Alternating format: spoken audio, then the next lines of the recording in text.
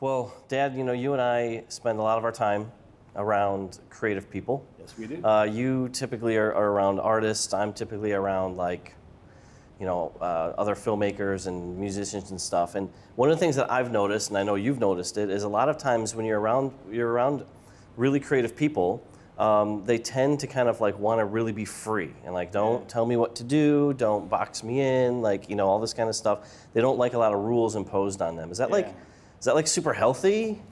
Well, it's kind of a myth. I've been teaching art for 45 years in the college level, and one of the things, I get students come in and they don't want to learn. I mean, they just think that all they have to do is give them a brush or something and they're going to be creative, and it just isn't the way it works. And I think truly somebody in the business understands that. So here's what I've discovered, that there is this myth about freedom and discipline. The creative people think they just want to be free, but here's the deal, Darren. You need to have a discipline as well as freedom. And what I've done here is I want to draw a picture for you and show you something. I have been working in my field. I work with clay, I work with art. I know this for over 50 years. And so if I can draw this circle here, this is called the circle of discipline right here. And what this represents is all the things that I've learned, all the things that I've experienced, and so forth. Now, within this circle of discipline, I can be extremely creative. And so any place I want to go right here, I can be creative, see?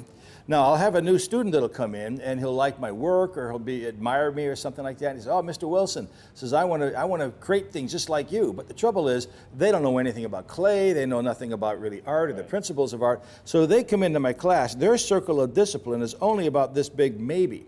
Now, the problem is they see what has taken me 50 years to get, and they want to be there, and they want to be there yesterday. I mean, we live in a society where everybody wants it fast.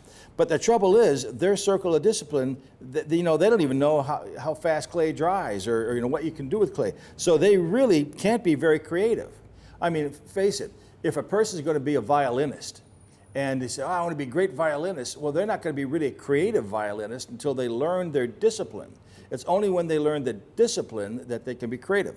So a student will come in here, and their circle of discipline is quite small, like this. Now, sooner or later, though, a person needs to grow, needs to expand. And this is where this kind of has a strong correlation with failure. And so here's what I see. There's times when I want to begin to push the limits of what I understand and what I know. A couple of years ago at the college, we moved to a different kind of a firing process in clay. We moved from something called gas firing, where we have an atmosphere in the kiln that is kind of what's called a reduction atmosphere. And I've done that all my life, and I know that world very well. But our gas kiln kind of went, kapunk. And so I had to move to an electric kiln. Now, this is a world that I don't know anything about. So all of a sudden, I am faced with something I don't know anything about. Now, at this point, I'm kind of clueless, and I have to learn some new things. So when you learn some new things, what you're doing is you're stepping outside of that circle. So what I'm doing is I'm walking outside of this circle of discipline. In the vernacular of the creative, you're stepping, 2 steps into the dark. And this is an important thing to do. But now, there's always a risk when you do that. The risk is I could fail. Okay, now, the other thing is I could also succeed. But I had to do this. So I had to step outside, and I didn't really know what I was doing. And sometimes I failed, sometimes I succeeded. But here's the thing to understand. When you step outside of that circle, one of 2 things, as I say, is going to happen. And the first thing is I succeed. Now, what happens if I succeed? If I succeed, then guess what I've just done? I've just expanded my circle of discipline, just like this. Now my circle is bigger because now I know what to do. Now let's say I step outside of that circle over here, and then I fail. Oh my gosh, I failed. But guess what? The pay is exactly the same.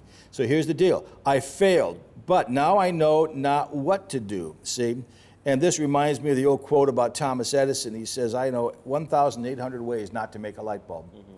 Okay, and so you have to understand that whether you succeed, whether you fail, it really doesn't make a whole lot of difference. Because either way, you're expanding that circle of discipline.